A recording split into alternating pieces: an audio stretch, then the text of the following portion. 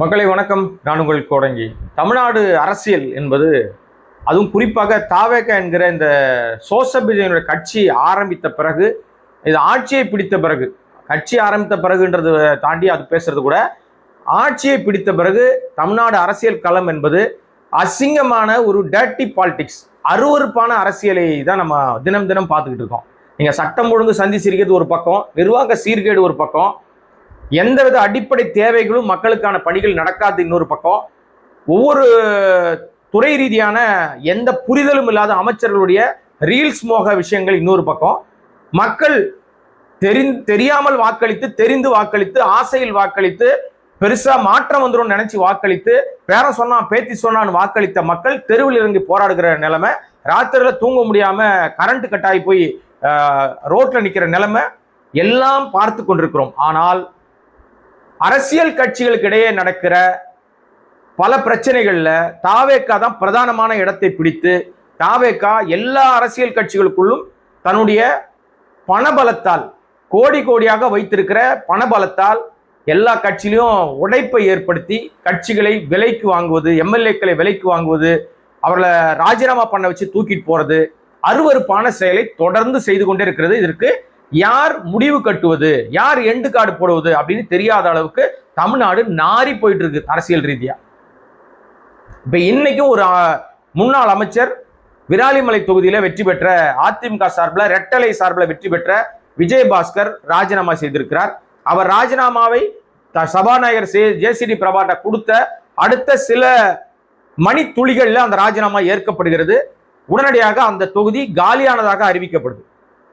இப்போ ஏற்கனவே 5 தொகுதிகள் காலியா இருக்கு. சோசப் விஜய் ரிசைன் பண்ண ஒரு தொகுதி, அது இல்லாம அதிமுக வெளியேறிய 4 எம்எல்ஏக்களுடைய தொகுதி, இப்போது விராலிமலை தொகுதி விஜயபாஸ்கர். இந்த எண்ணிக்கை உயருமா அப்படின்னா நிச்சயமா உயரும் என்கிறது கிடைக்கிற தகவல். இன்னொரு விஜயபாஸ்கர் இருக்காரு, அவரும் ரிசைன் பண்றதுக்கு தயாரா இருக்காரு. இன்னும் சில பேருக்கு ஆசை வார்த்தை கூடப்பட்டு பணப்பட்டுவாடா நடந்து விட்டது, விரைவில் அவர்களும் வெளியேறுவார்கள் அதிமுக. இதற்கெல்லாம் ஒட்டுமொத்தமாக இவங்க சொல்ற விஷயம் என்னன்னா, அதிமுக சிதறி போறது காரணம் எடப்பாடியுடைய செயல்பாடுகள் அப்படின்றாங்க. எடப்பாடி அவர் தாந்தோண்டித்தனமா இருக்காரு, அவர் தான் அப்படின்னு சொல்லி செய்யறாரு, அதனாலதான் இந்த நிலைமைக்கு தள்ளப்பட்டிருக்குன்றாங்க. இங்க என்ன மாற்றம் நடந்துருச்சுன்னு இவங்க எல்லாரும் பாரம்பரியமா பல ஆண்டுகள் இந்த மாநிலத்தை ஆண்ட ஒரு கட்சியிலிருந்து ஸ்ட்ராங்கான ஒரு சின்னம் இரட்டலை என்பது தமிழ்நாட்டில் அசைக்க முடியாத ஒரு சின்னம். அந்த சின்னத்திலிருந்து வெளியேறி விசிலடிச்சான் குஞ்சை நோக்கி ஓடுவதனுடைய நோக்கம் என்ன அப்படின்னா, இனிமேல் எதிர்காலம் விஜய் தான். அவர் எம்ஜிஆராக அவரை பார்க்கிறாங்க. எவ்வளவு ஒரு அயோக்கியத்தனமான ஒப்பீடு பார்த்தீங்களா?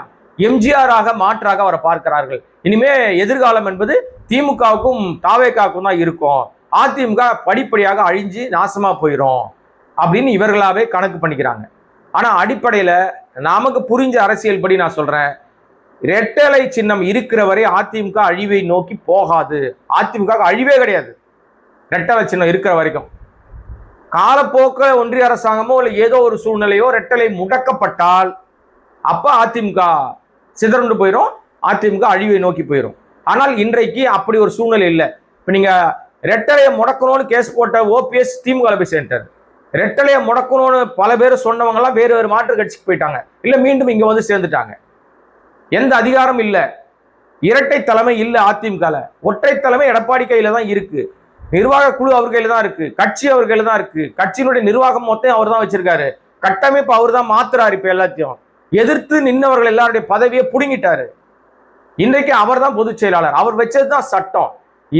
இனிமே வருகிற இடைத்தேர்தலில் ஏ ஃபார்ம் பி ஃபார்ம்ல கையெழுத்து போட போறது எடப்பாடி அவர்கள் தான். இன்னைக்கு இன்னைக்கு ஒரு அந்த முன்னாள் அமைச்சர் விஜயபாஸ்கர் இவ்வளவு நாளா கண்ணாமூச்சி ஆட்டம் ஆடிந்தார். நான் போலாமா வேணாமா, போறேன் போயிருவேன் அப்படின்னு சொல்லிட்டு இருந்தார். போறவர் நேரா போயிடணும். இது என்ன பம்மாத்து வேலை? இந்த 4 தொகுதிகள்ல இடைத்தேர்தல்ல நின்ன விஜய் உட்பட 5 தொகுதி தேர்தலையும் எதிர்கட்சி வெற்றி பெற்றால் மட்டும்தான் ஜனநாயகம் காக்கப்படும். இப்போ இந்த தொகுதியை சேர்ந்திருக்கு விராலிமலையும். அந்த விராலிமலை மக்களையும் ஏமாற்றி இருக்கிறார் விஜயபாஸ்கர். சும்மா 10 பேர் கூப்பிட்டு வீட்டு வாசல கூப்பிட்டு கருத்து கேட்டா விளங்கிருமா? எத்தனை ஆயிரம் பேர் உங்களுக்கு வாக்களித்தார்கள்?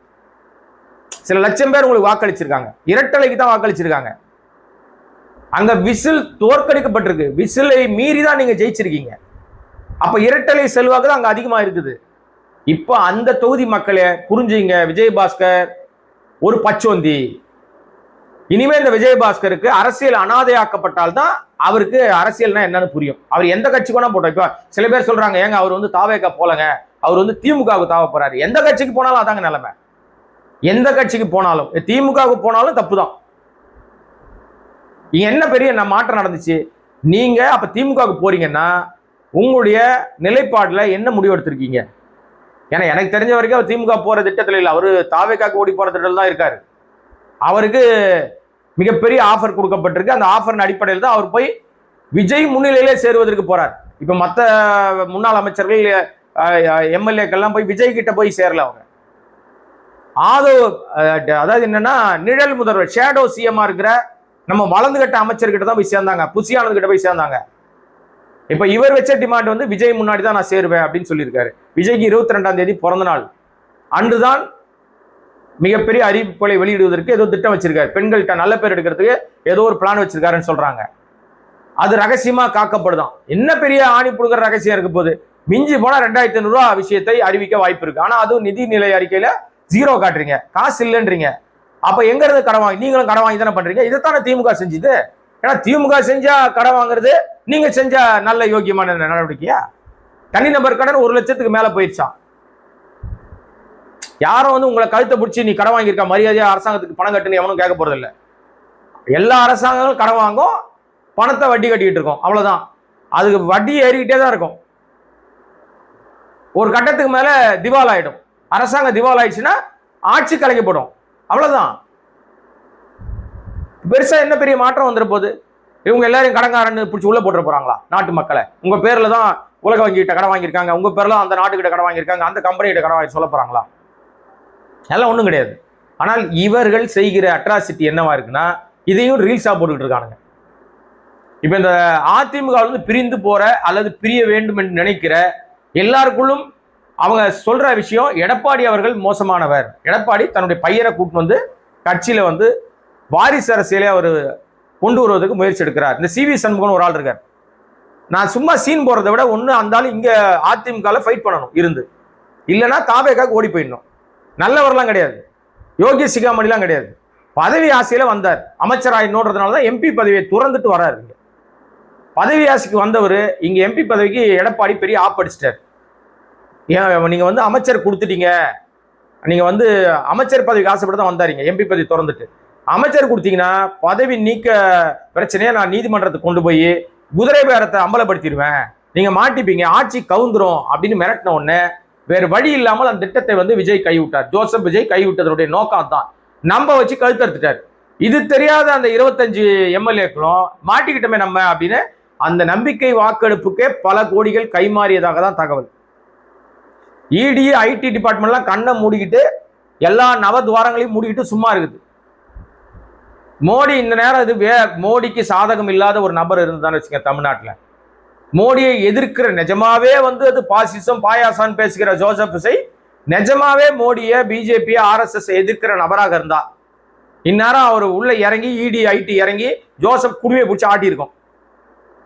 இன்னொரு விஷயம், ஜோசப் ஜெயிச்சிருக்க முடியாது, அது வேற விஷயம் வச்சுங்க. அவர் தன்னுடைய பொம்மையை ஒன்று இங்க உட்கார வச்சிருக்காரு. அது எப்படி உட்கார வச்சிருக்காருன்னா ஆன்மீக போர்வையில உட்கார வச்சிருக்காரு. கோயில் கோயிலா போதும் இல்ல, பேரு ஜோசப் விஜய். ஆனா போறது பாத்தீங்கன்னா மூகாம்பிகை கோயிலுக்கு போவோம், அப்புறம் வேற ஏதோ கோயிலுக்குலாம் போகும். ஏன்டா அங்க போறாருன்னா இவர் சமத்துவமா அப்படியே இருக்காராம். அப்படியே சமத்துவம், தந்திரம் போட்டு குங்குமம் போட்டு அரகஜா போட்டுலாம் வச்சுட்டு போவார். இப்ப இந்த அசிங்கத்தை கோயிலுக்கு போறதுனால மட்டும் நீங்க வந்து யோகி அரசியல் பண்றீங்களா? இது அசிங்க அரசியல் இல்லையா? அவங்க அதிமுக பிடிக்கல, அந்த நிர்வாகம் பிடிக்கல, அவர்கள் ரிசைன் பண்றாங்க. ஓகே ரைட், தனிப்பட்ட காரணங்களுக்காக ரிசைன் பண்றாங்க. அது கூட அந்த லெவல் வரைக்கும் கூட பிரச்சனை இல்லை. ரிசைன் பண்ணவன் ஏன் உன் கட்சிக்கு வரான்? ஊர்ல வேற கட்சியே கிடையாதா? ஏன் உன் கட்சிக்கு வரான்? அப்போ உன் கட்சிக்கு வரவனை ஏன் சேர்த்துக்கிற? நீ வருகிறவர்களுக்கு அந்த கட்சிக்கு போகணும்னு ஆசை இருக்கும். நீ சேருவதற்கு ஊக்கம் கொடுத்தால் தான் அவன் ரிசைன் பண்ணுவான். பழமொழி சொல்லுவாங்க, ஊசி இடம் கொடுத்தா தானே நூல் நுழையணுவாங்க. இதுக்கு பல அர்த்தங்கள் இருக்கு. நீங்க எந்த அர்த்தம் புரிஞ்சுக்கிறீங்க எனக்கு தெரியாதுங்க. நான் சொல்றது பழமொழி சொல்றேன். நீங்க இடம் கொடுக்கறதுனால தான் அவங்க வந்து ரிசைன் பண்ணிட்டு வராங்க. மக்கள் பிரதிநிதியா இருக்கிறவர்களை மரியாதை மிக்கவர்களாக பேச வேண்டும் என்பது நாகரிக அரசியல் பண்றவங்களுக்கு அழகு. இது வந்து அநாகரிக அரசியல், அசிங்க அரசியல், டர்ட்டி பாலிடிக்ஸ். அவனுக்கு மரியாதை கொடுக்க வேண்டிய அவசியமே கிடையாது. எடப்பாடியோட பிரச்சாரத்தினாலதான் எம்ஜிஆர் ஜெயலலிதா பேரை சொல்லி எடப்பாடி பிரச்சாரம் பண்ணதுனால தான் உனக்கு ஓட்டு கட்சி ரெட்டலையில் தான் ஜெயிச்சிருக்கிறேன். அப்ப அந்த பதவியை 1 மாத காலத்திற்குள்ளாக, 20 நாளுக்குள்ளாக, 40 நாளுக்குள்ளாக ரிசைன் பண்ணிட்டு முதல் சட்டமன்ற கூட்டத்தோட தொடங்குவதற்கு முன்பாக ரிசைன் பண்ணி நீ போறனா, இதை விட உனக்கு பெரிய ஆதாயம் இல்லாம நீ போவியா? விஜயபாஸ்கர் ஒரு பச்சோந்தி, ஒரு துரோகி, ஒரு அயோக்கிய. எடப்பாடி இந்த விஷயத்துல உண்மையிலேயே அவர் எடுத்து ஆடுகிறார். எடப்பாடி வந்து நல்லவரா கெட்டவரான்னு ரெண்டாவது விஷயம். நமக்கு எடப்பாடிக்கு எந்த சம்பந்தம் இல்லை. அதிமுக காரணம் கிடையாது, நான் திமுக காரணம் கிடையாது. நான் பத்திரிகையாளன். எந்த பார்வையில பாக்குறேன்றதுனா, என் பார்வையில நான் அரசியலை அப்படி பாக்குறதுனால நான் சொல்றேன். எடப்பாடிக்கு அவரை பிடித்திருந்த சனி எல்லாம் ஒழிதுன்னு அர்த்தம். எடப்பாடியை பிடித்த சனி ஒழிந்ததுன்னு நினைச்சுக்கலாம். யாரெல்லாம் வெளியே போறாங்கன்னா போட்டோம், விட்டுருங்க, பரவாயில்ல, தப்பே கிடையாது, போட்டோம், அங்க போட்டோம். இப்ப அந்த பஸ் இருக்குல்ல, தாவேகா பஸ், இப்ப இந்த பஸ் பஞ்சர் ஆகி போச்சு, இந்த பஸ் இனிமே நவராது, இன்ஜின் கெட்டு போச்சு, இல்ல இன்ஜினே வந்து ரிப்பேர் ஆகி போச்சு, அதிமுக என்ற பஸ் நகராது, திமுக பஸ்ஸாவது எதிர்கட்சின்ற வரிசையில பின்னாடியாவது போயின்னு இருக்கும், முந்த முடியலன்னா கூட பின்னாடியே விரட்டிட்டு போயிட்டு இருக்கோம், அதிமுக ரிப்பேர் ஆகி நிக்குதுன்னு சொல்லிட்டு ஓடிக்கொண்டிருக்கிற, ஆட்சி அதிகாரத்தில் ஓடிக்கொண்டிருக்கிற பஸ்ல ஓடி போய் எல்லாம் ஏறுறாங்க. ஆல்ரெடி அந்த பஸ் ஃபுல் ஆயிடுச்சு, காலியா அந்த சீட்ல, தேர்தலுக்கு முன்பாக காலியாச்சு பஸ், யாருமே ஏறல. ஜெயிச்ச உடனே அடிச்சு புடிச்சு எல்லாம் உள்ள போய் ஏறிட்டாங்க. பஸ் ஃபுல் ஆயிடுச்சு, சீட் எல்லாம் ஃபுல் ஆயிடுச்சு. ஃபுட்போர்ட்ல தொங்கிட்டு இருக்காங்க. இப்ப ஃபுட்போர்ட்ல தொங்கிட்டு போறவங்க மத்தியில இந்த விஜயபாஸ்கர் மாதிரி ஆளுங்கெல்லாம் மேலே ஏறிக்கிறாங்க போல இருக்கு, பஸ்ஸுக்கு மேல. இவன் பஸ் வந்து ஃபுல் ஃபோர்ஸ்ல போயிட்டு இருக்கு. அந்த பஸ் ஒரு கொள்ளளவு இருக்கும். குட்டி ஸ்டோரி சொல்றேன் நான் இப்ப. ஏன்னா நிதி அமைச்சர் அவர் வந்து நிதிநிலை அறிக்கை, வெள்ளை அறிக்கை வெளியிடும் போது ஒவ்வொரு அறிக்கைக்கும் ஒரு குட்டி ஸ்டோரி சொன்னாராம். எவனுக்கு அந்த புரிஞ்சுதுன்னு தெரியல, அவருக்கே தெரியல, தப்பு தப்பா படிச்சாரு. விஜய் பாணியில், ஜோசப் விஜய் பாணியில் ஒரு குட்டி ஸ்டோரி. ஃபுல்லா போயிட்டு இருக்கிற பஸ் ஃபுல்லா பேக்கடா இருக்கு. மேலெல்லாம் வட நார்த் இந்தியா மாதிரி மேல டாப்ல எல்லாம் உட்காந்து போயிருக்கிறாங்க. குறுக்க எவனாவது வந்தா சடன் பிரேக் போட்டா என்ன ஆகும் கற்பனை பண்ணி பாருங்க. அப்ப முதல்ல சடன் பிரேக் போட்டு கீழே விழுந்தா யார் விழுவா? கீழே மேல உட்காந்துக்கிறோம் விழுவான். இந்த ஓடி போய் உட்கார்ந்தாங்க பாருங்க, கும்பல்ல ஓடி போய் கதவு திறக்கிறது முன்னாடி நம்ம கடையம் ராஜ் மாதிரி, கடம்பூர் ராஜ் மாதிரி ஆட்கள்லாம் ஓட நம்பர் அமைச்சர், இத்தனைக்கும் முன்னாள் அமைச்சர், மரியாதையான மனிதரா இருந்தவர்லாம் அவர் முன்னாடி கை கட்டின்னு உட்கார்ந்து வந்தாரு ஜோசப் விஜய் ஒரு காலகட்டத்துல. இன்னைக்கு அவர் கேட்டை கூட திறக்க ஆள் இல்லை, முண்டி அடிச்சு ஓடுறாரு. என்னையா நடந்து போச்சு மாற்றம்? என்ன பெரிய ஆணி புடுங்கிற மாற்றத்தை தாவேக்கா செஞ்சிருச்சு? தாவேக்கா ஆட்சி அப்படியே பாலாரம் தேனாரம் ஓடிடுச்சு தமிழ்நாட்டில்.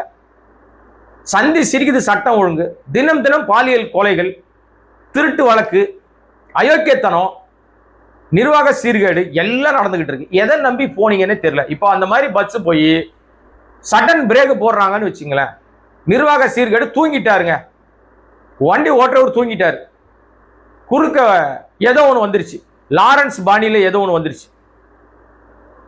லாரன்ஸே குறுக்க வந்துட்டாருன்னு வச்சுங்களேன், சடனா பிரேக் போடுறாரு டிரைவர், ஓட்டின்னு போற டிரைவர். என்ன ஆகும்? ஃபுட்பால்ல நிக்கிறவெல்லாம் விழுவான். மேல உட்காந்துக்கிறான் பாரு, கேப் கிடைச்சா போதுன்னு ஏறி உட்காந்துருக்கான் பாரு, மொத்த பேரும் கீழே. இவன் எல்லாம் யாரா இருப்பான்னா அதிமுக வந்து ஓடி போய் அங்க பஸ் ஏறினவன் தான். ஏன்னா ஏற்கனவே சீட் இல்லை, ஃபுல் ஹவுஸ் ஃபுல். இது தேவையா உங்களுக்கு? இந்த அசிங்கம், அவமானம், இப்படிப்பட்ட அரசியல்ல இப்படி போய் சேர்ந்து இந்த சோறு தின்னுமா நீங்க? மானங்கட்ட அரசியலா இல்லையா?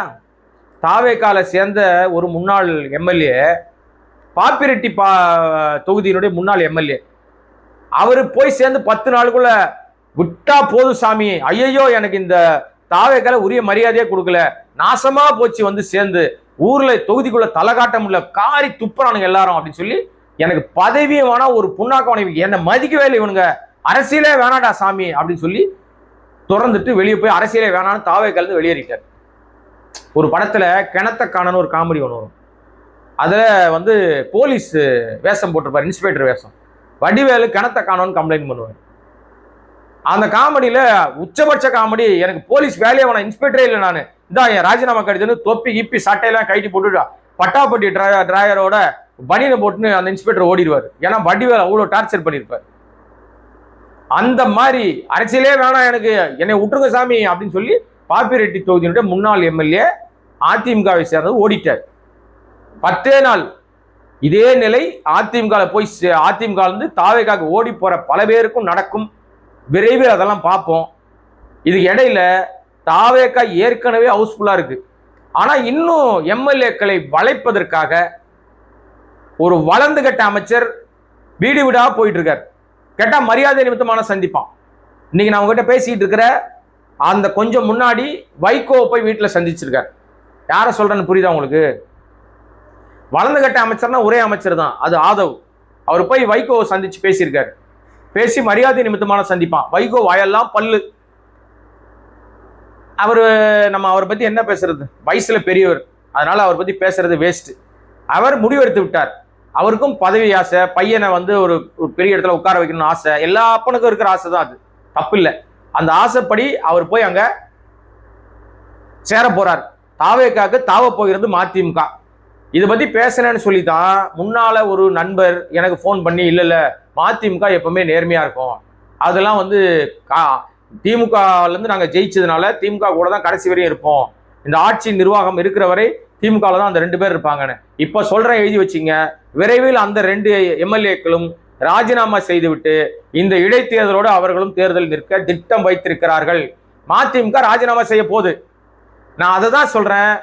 அதே வேளையில திமுக தயவுல வெற்றி பெற்ற நம்ம துரை வைகோ, அப்படியே தாவேக்க அரசை புகழ்ந்து பேசுகிற துரை வைகோ, ஹிட்லர் மாதிரி இந்த போய் மதிமுக கொடி இங்க வச்சிருப்பார். ஹிட்லர் பார்த்திருப்பீங்களா? ஸ்வஸ்திக் சின்னம் இங்க வச்சிருப்பார், கட்டியிருப்பார் ஒரு ரிப்பன். அதே மாதிரி அவர் இங்க மதிமுக கொடி எங்க போனாலும் அதை கட்டிக்கிட்டு ஏதோ பெரிய அப்படியே அடையாளப்படுத்துறாராம். ஒரு அசிங்கமான டேர்ட்டி பாலிடிக்ஸ் பண்ணுகிற துரை வைகோ, தயவு செய்து பதவியை ராஜினாமா பண்ணிட்டு தாவேக்கால சேர்ந்துங்க, தப்பே கிடையாது. மதிமுக தனி சின்னத்துல போட்டிடுங்க. வருகிற இடைத்தேர்தலில் உங்க 2 தொகுதியும் இருந்துட்டு போட்டோமே. ஏற்கனவே 5, 6 ஆயிடுச்சு. இன்னையோட நீங்க 2 ரிசைன் பண்ணீங்கன்னா 7 ஆயிடும், 6, 7, 8 ஆயிடும். அது ஏற்கனவே இன்னும் ஒரு 4 பேரை பிளான் பண்ணி வச்சிருக்காங்க. 15 இடங்களுக்கு தேர்தல் வருவதற்கு வாய்ப்பு இருக்கு. ஏன்னா இவங்களுக்கு தேவை 15 இடம். தாவேக்காக்கு 15 இடங்கள், 12 இடம் வேணும். 12 இடம் கிடைச்சிருச்சுன்னா விசிகாவை வெளியே துரத்திடுவாங்க, கம்யூனிஸ்டுகள் வெளியே துரத்திடுவாங்க, ஐயுஎம்எல்ஏ வெளியே துரத்திடுவாங்க. வெளியே துரத்திடுவாங்கன்னு ஏன் சொல்றேன்னா, துரத்தப்படுவார்கள் அல்லது இவர்களாக வெளியேறிடுவாங்க. அதனாலதான் முன்னாடியே ஒரு விஷயத்தை முன்னாடியே கட்டையை போட்டு வச்சுட்டாரு நம்முடைய தோழர் திருமாவளவன். எப்போது வேண்டுமானாலும் நாங்கள் அமைச்சரவையிலிருந்து வெளியேறலாம், அது எங்களுடைய உரிமை. நாங்கள் ஆதரவளிச்சோம், அதற்காக அவங்க சன்மானமாக அவங்க அமைச்சர் பதவி கொடுத்துருக்காங்க. அந்த வெகுமதி தான் அமைச்சர் பதவி அப்படின்னாரு. அவ சோபா என்ன சார் அப்படின்னு கேட்டா அதுக்கு பதில் இல்லை. ஆனா நான் இப்படிலாம் எதிர்பார்க்கலங்க, நான் உண்மையிலே எதிர்பார்க்கல. இப்படி ஒரு பதில் அவர்கிட்ட இருந்து வரும்னு எதிர்பார்க்கல. அந்த சோபாக்கு ஒரு விளக்கம்லாம் கொடுத்தாருன்னு வச்சுங்க. இப்ப கூட ஒரு ஊடகம் அவர்கிட்ட நேர்காணல் பண்ணியிருக்காங்க. அந்த கூட்டணி கட்சியா சப்போர்ட் பண்ற எல்லாரும் ஐயுஎம்எல், கம்யூனிஸ்டுகள், திருமாவளவன்லாம் உட்காந்து பேசினாங்க. அதுல பயங்கரமா முட்டு கொடுத்தாரு, பயங்கர வேகமாலாம் பேசினார் வச்சுங்களேன். ஆக மொத்தம் அசிங்க அரசியலை ஊக்குவிக்கிற இந்த மாதிரியான அமைப்புகள் எல்லாம் தமிழ்நாட்டில் அடையாளப்படுத்தப்பட்டு அம்பலப்படுகிற நாட்கள் வெகு தூரத்தில் இல்லை. விரைவில் அது நடக்கும். ஆதவ் ஆள் பிடிக்கிற வேலையை செய்கிறார். அமைச்சராக மக்களுக்கு நல்லது செய்வீங்களா அப்படின்னு பார்த்தா அதை செய்ய விட்டுட்டு ஆள் பிடிக்கிற வேலை செஞ்சிட்டு இருக்காரு. ஆள் பிடிச்சிக்கிட்டு அதன் மூலமாக அசிங்கமான அரசியலை உருவாக்கிட்டு இருக்காரு. வரலாற்றுல இடம் பிடித்திருக்கிறது தாவேகா. ஏற்கனவே கட்சி ஆரம்பித்து தேர்தல் பரப்புரையில இந்தியாவிலேயே இல்லாத, உலகத்திலே இல்லாத அளவுக்கு ஒரு பெரிய அசிங்கத்தை, அவமான சின்னத்தை, ஒரு துயர சம்பவத்தை கரூர்ல ஏற்படுத்தி 41 பேருடைய மரணத்திற்கு காரணமாக அமைந்திருக்கிறது. கட்சி ஆரம்பிச்சு 54 பேர் செத்து போயிருக்காங்க. ஆட்சியில இதுவரையும் கிட்டத்தட்ட 40-50 கொலைகள் நடந்திருக்கு, பாலியல் பலாத்கார கொலைகள் நடந்திருக்கு, ஏராளமான சம்பவங்கள், அத்துமீறல்கள் நடந்திருக்கு. அதுல பெரும்பகுதி சிக்கலில் மாட்டி இருக்கிறது, பாலியல் குற்றங்கள்ல மாட்டி இருக்கிறது தாவேக்காவை சேர்ந்தவர்கள். நடவடிக்கை எடுக்கல இதுவரைக்கும். சில பேருக்கு கைது பண்ணியிருக்காங்க. மணிகண்டன் ஒருத்தனை பிடிச்சாங்க, சேலத்துல மணிகண்டன் ஒருத்தனை பிடிச்சாங்க. அவங்க கிட்ட ஒரு 1000-2000 சிடிக்கு, அதாவது ஆபாச வீடியோக்களை வச்சிருக்கான்றாங்க. சில ஊடகங்கள் 8000 சொல்றாங்க.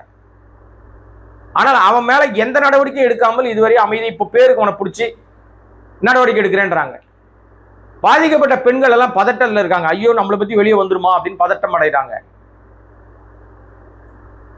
ஆட்சி பேரை வச்சு கவர்ச்சி நடிகன் சோசப் விஜய் பேரை வச்சுட்டு அயோக்கியத்தனம் பண்றதெல்லாம் யாருன்னு பாத்தீங்கன்னா தாவேகாவை சேர்ந்தவர்கள் தான். இதுக்கடையில தன் ஆட்சியை தக்க வைத்துக் கொள்வதற்காக ஆபீஸா இறங்கி வீடு வீடா இறங்கி எம்எல்ஏக்களை விலைக்கு வாங்குற வேலையை மிக சிறப்பாக லாட்ரி குடும்பத்திலிருந்து வந்திருக்கிற ஆதவ் செய்து கொண்டிருக்கிறார். இதற்கு ஏராளமான கோடிகளை இறக்கி அவர் தான் செஞ்சுக்கிட்டு இருக்காரு. இடியும் ஐடியும் வேடிக்கை பார்த்துக்கிட்டு இருக்கு. ஒன்றிய அரசாங்கம் இதை வேடிக்கை பார்த்துக்கிட்டு இருக்கு. அப்ப அவர்கள் ஆதரவோடு தான் இந்த அரசு நடக்கிறது. இது பாஜகவுடைய கைப்பாவை அரசு தான் தாவேகா அரசு. இன்னும் பல விஷயங்கள் பேசுவதற்கு இருக்கிறது. தொடர்ந்து நம்ம பேசுவோம். நம்முடைய சேனலை சப்ஸ்கிரைப் பண்ணாம பார்த்துருக்க அன்பு நண்பர்களே, உங்களுடைய சப்ஸ்கிரைப் மூலமாக, உங்களுடைய ஷேர் மூலமாக, உங்களுடைய நண்பர்களுக்கு இந்த வீடியோவை அனுப்பி தருவதன் மூலமாக இந்த சேனலுடைய வளர்ச்சிக்கு உங்களால் பலன் கிடைக்கிறது. தொடரும் என்ற நம்பிக்கையில மீண்டும் வருகிறேன். நன்றி, வணக்கம். Subscribe to Kodanki Voice for more videos.